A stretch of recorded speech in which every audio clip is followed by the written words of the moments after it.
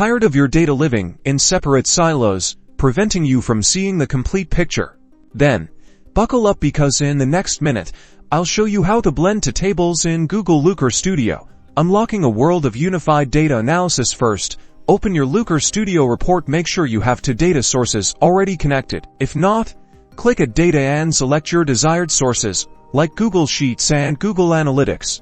Now, navigate to the Resource menu at the top and select Blend Data. This will open the Blend Data configuration panel. You'll see two boxes representing your data sources. Drag and drop your first data source into the left box, then drag and drop your second data source into the right box. Here's where the magic happens. The join condition. Click at a join key. Select a field from your first data source that uniquely identifies each row. This is your primary key. Now, select the corresponding field from your second data source that represents the same information. This is how Looker Studio will connect the tables. Choose your join type. Left outer join includes all rows from the first table and matching rows from the second. Inner join only includes matching rows from both. Pick the one that fits your analysis needs. Select the dimensions and metrics you want to include in your blended data source from both tables. Finally, click Save. Looker Studio will process your blended data source, and you can now use it to create visualizations that combine information from both tables. Congratulations,